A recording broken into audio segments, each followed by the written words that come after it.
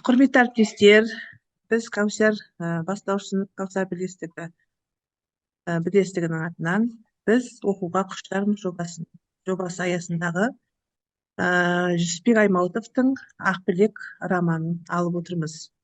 Біз оқуға құштармыз жобасы бойынша челленджімізді бастаймыз.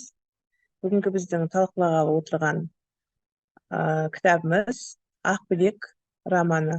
Жүсіпбек Аймауытовтың Ақбілек романын талқылағалы отырмыз. Ал кішкене авторға тоқтала өтсем, Жүсіпбек Аймауытов 1889 жылы Павлодар облысы Баянауыл ауданы Қызылтау ауылында дүниеге келген. Бұл кісі өнерлі, өзі әнші, өнерге жақын жазушы болған екен. Бұл кісінің Ақбілек романы бойынша қазір сіздерге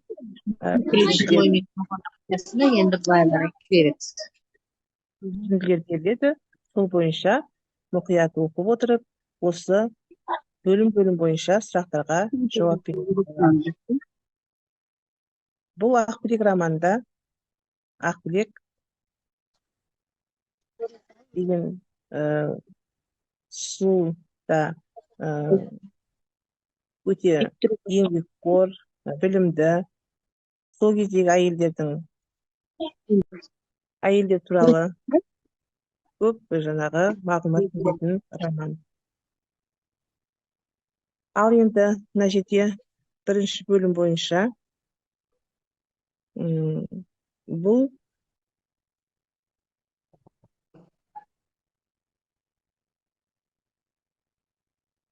мұқият бәріміз бөлім бойынша оқып отырсақ, бұл жерде кейіпкерлерге тоқтала өтсек, кейіпкерлеріміз бұл жерде Мұқаш және офицер, көптеген кейіпкерлеріміз бар. Бұл жерде жаңағыдегі Ақбілекке көмектескен жеңгесі,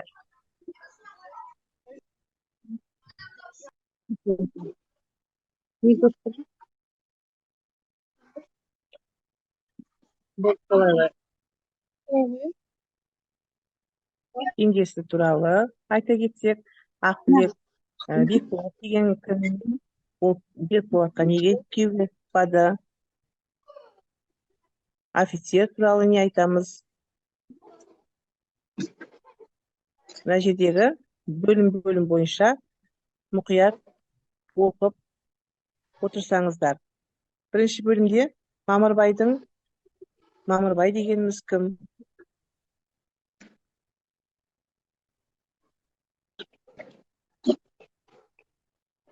Бекболат дегеніміз кім? Бұл кісі Бекболатқа неге күйеуге шықпады Ақбілек? Осы сұрақтарға мұқият жауап берсеңіздер. Ал біздің бұл жердегі Ақбілек романын оқыған болсаңыздар, бұл жердегі басты кейіпкерлер туралы кішкене тоқталып өтейін. Кішкене оқыған болсаңыздар, еске түсіре тұрыңыздар. Ақбілек құрбыларының алды, теңдікке ұмтылған, азаттық аңсаған, зорлыққа мойымаған, өмірінен тағылым ғибрат алған, жан жүрегі таза, мейірімі мол, өжет қыз болған екен. Бұл жердегі Бекболат басты кейіпкеріміз қара торы, орта бойлы, қошқар тұмсық, түлкі мұрт, түңірек көз, шүңірік көзді жігіт болған. Жасы 27-де.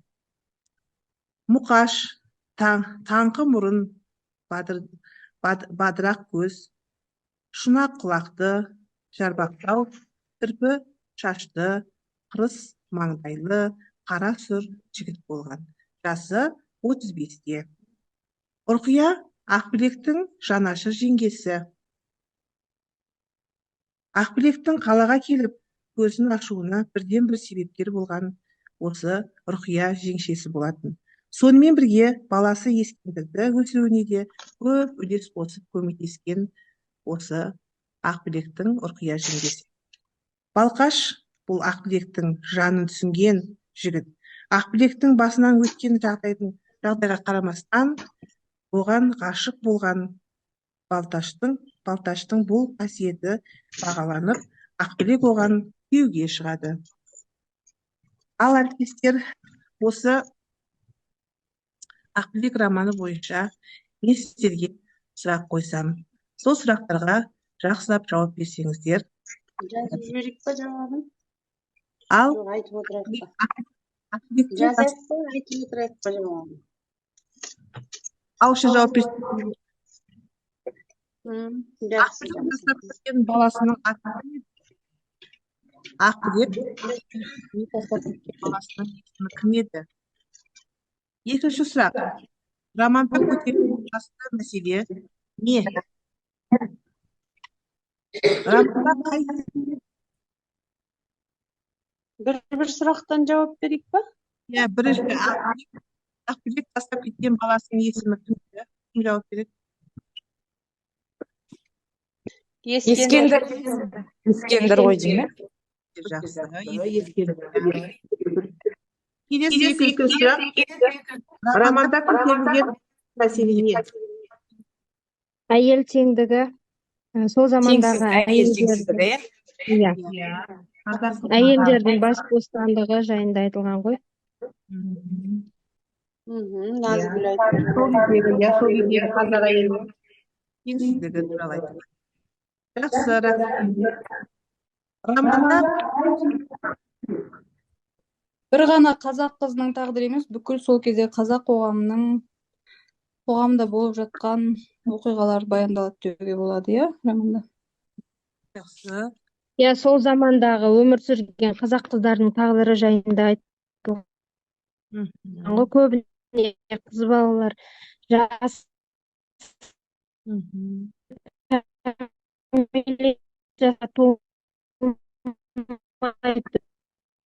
тұрмысқа шыққан. Дұрыс, дауыстарыңыз естілмей жатыр.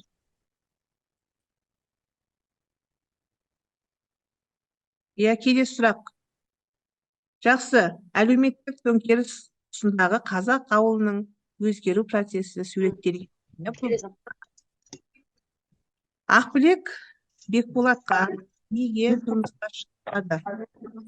Ақбілек Бекболатқа шықпады. Себебі оланы алып қашқан орыс офицер ғой. Қарамұрт дегенге. Қарамұрт алып қашып кетті ғой. Жүкті болды десе. Ақбілектің қара бет болғандығын көтере алмады, мойындай алмады деді. Иә. Сосын жүкті болған ғой деймін. Қарамұрт орыстан Мен алмаймын деген ғой. Иә, сол кезде негізі Бекболатпен қайтадан қосылайын дегенде жаңағы сол Қарамұрттан жаңағы ауыр аяғы екенін біледі. Дұрыс айтасыз. Жақсы, рахмет. Қарамұрт орыстан ауыр аяғы екенін. Келесі сұрақ. Орыстан қосап ауылына келгенде әкесінің көзқарасы өзгерді.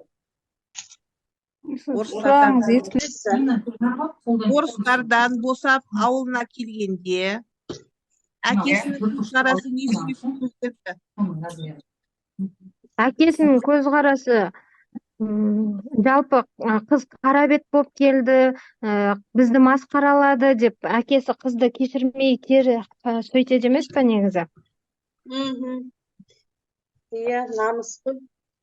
Иә. Намыстанады сол. Ауылға қара бет болдық, иә. Иә, бізді масқаралады деп әкесі оны қабылдамай қояды ғой.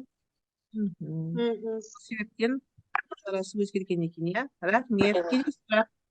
Не себепті әйел теңсіздігі басым болды бұл романда?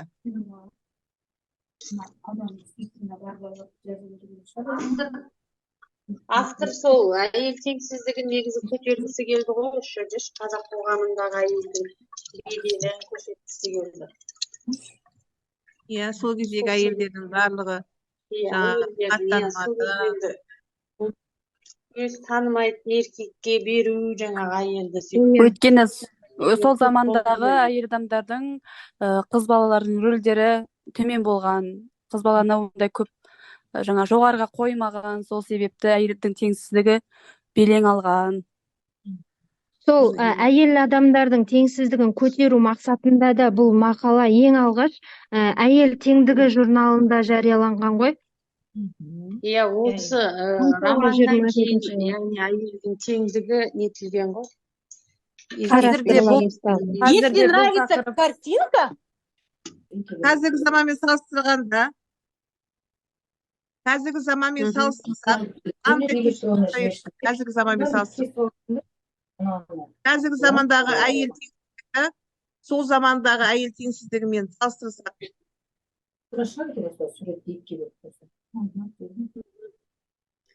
Қазіргі заманда енді мысалға әйел адамдар көбіне 18 жасқа толғаннан кейін ғана тұрмыс құруға рұқсат етіледі. Әрбір әйел адам мысалға өзінің қалаған адамына тұрмысқа шығуға құқысы бар.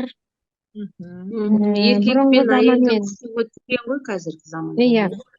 қазіргі Бұрынғы заманда біздің қазақ әйелдеріміз ана, әйел, әпке, қарындас, ана болып есептеледі ғой. 9 айға дейін көтеріп, оны жаңағы басынбау, бағалау деген сияқты. Сондықтан да кішкене қазіргі таңда қазақ әйелдерінің абыройы кішкене жоғары. Қазір оны қорғайтын заң бар дегендей.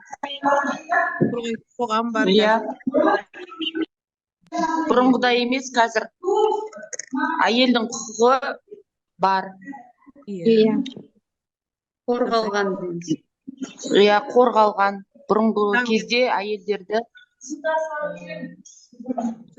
жоғары санамаған. Бұрынғы заманда әйелдердің өз ойын айта алмауы, өзгеге бағынышты болуы, жаңағы әйелдердің өз еркімен бір нәрсе жасай алмауы ғой. Өз еркінен тыс, өзінен егде жас ересектерге, орыстарға отар болуы, жаңағы әйелдердің орыстарға сатылуы бұл жерде. Жаңағы қазақ қоғамының сол кезде қара болғандығы білінеді ғой бұл шығармада. Әйелдерді мүлде өз ойын түсінбеуі, өзінің ғашығына қосыла алмауы көп шығармаларда сондай ғой. Жаңағы малға байланысты сатылғандығы әйелдердің. Сол туралы айтылады. Иә. Бұл Ақбілектің негізгі жүйесі орыстардың отаршылдығы кезіндегі ғой роман. Орыстардың отаршылдығы кезінде Ақбілектің жаңағы орыстарға кетуі ғой сондағы. Иә. Сосын соңғы жағы ұнайды маған. Ақбілек бәрібір де ең соңында бақытты болады ғой. Сол жері ұнайды маған. Атпен шауып келеді ғой ана үйіне. Әкесінің көзқарасы сол кезде Ақбілекке деген. Сол кез ұнайды, сол сәті. Ана бұрынғы бұл жанын түсінген Балташ деген жігіттің кездесуі бұның өмірін түбегейлі өзгертіп, өмірге деген көзқарасы өзгереді. Алға ұмтылады. Әйелдердің құқығын қорғайтын не ашады емес пе, иә?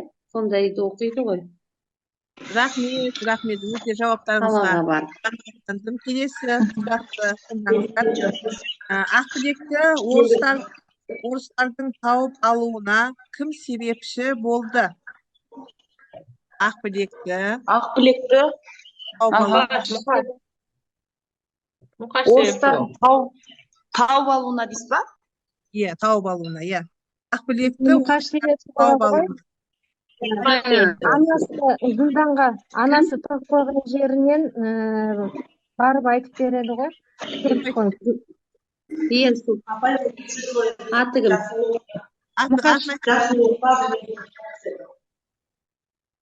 Ана.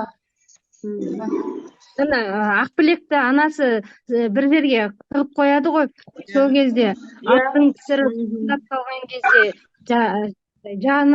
жанашыр адамдар келіп қалды ма деп көмектесіңіздер деп айғайлаған кезде төбесінен бір адам көреді да оны қайтадан жоқ алысқа кетіп қалады. Сол кезде ол барып орыстарға Ақбілектің қай жерде тығылып жатқанын айтып береді да Ақбілекті алып кетеді сол жерден. Иә. Ана ағасы болған бір айтып береді екен, сол атын аты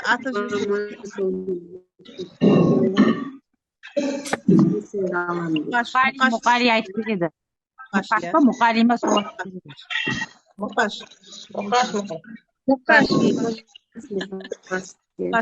айтып береді екен. Келесі сұрақ. мұқаш айтып береді. Ақбілек пен Бекболатты тағдыр қоспады. Ақбілек пен Бекболатты тағдыр қоспады ма, әлде жол қоспады ма? Ақбілек пен Бекболатты тағдыр қоспады ма, жоқ қоспады ма?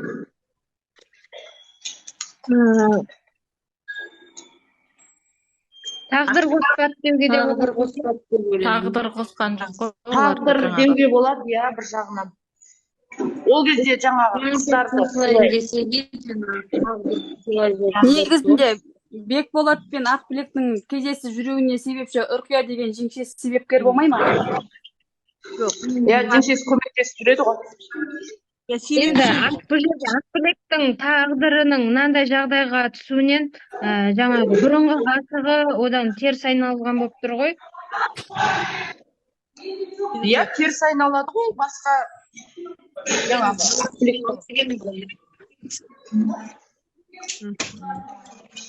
енді ондай ол кезде барлығы пәк болу керек болған, ол кезде барлығы жаңағы соны айта алмай отырмыз ғой.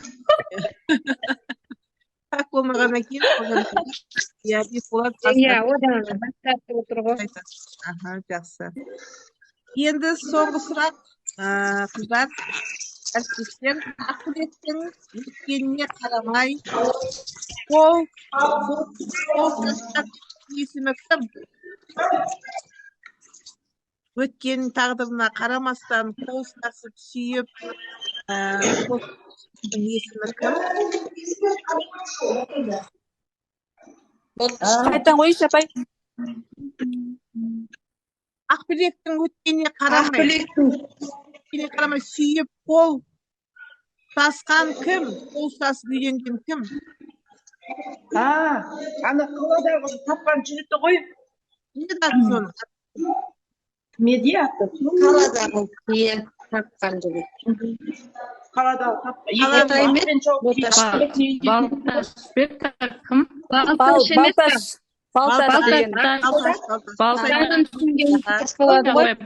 деген. Ақбілектің басынан өткен тағдырына қарамай Балташ ештеңеге қарамай алады ғой. Екеуі қалаға жататып сонда жүреді ғой. осы Ақбілек ең соңында бақытты болып бітеді әйтеуір. Сонысы жақсы да. Бақытсыз жаман сияқты. Иә.